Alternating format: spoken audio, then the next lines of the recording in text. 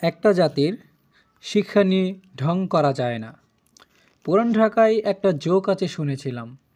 একদিন এক চোর ঢুকেছে চুরি করার জন্য এক বাড়িতে। ঢোকার পর খুচকাচ খুচকাচ শব্দ করছে। ঘরের লোকেরা জেগে আছে। চোর আর পালানোর জায়গা পায়নি। গিয়ে ঢুকেছে চৌকির নিচে, একদম শেষ প্রান্তে চলে গেছে। এখন ওটাকে বের করে কি করে? হাত ঢুকিয়ে দিলে কামড়ে দিতে পারে। কি করা যায়? শেষ পর্যন্ত ঠিক হলো যে মশারির যে স্ট্যান্ড আছে ওই স্ট্যান্ড দিয়ে খোঁচালে চোর হয়তো বেরোবে। সে অনুযায়ী স্ট্যান্ড দিয়ে খোঁচানো শুরু হয়েছে। তো 2-4 খোঁচা খাওয়ার পরেই চোর বলছে, আস্তে খোঁচায়েন, চোখে লাগবার পারে। চোখ লইয়া ডং নেহে।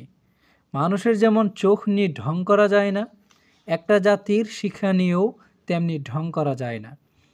মানব সভ্যতাই একটি শিক্ষার মাধ্যমে পাওয়া, শিক্ষা দিয়ে তৈরি।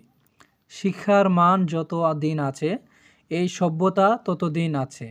যেদিন থাকবে না সেদিন থাকবে না।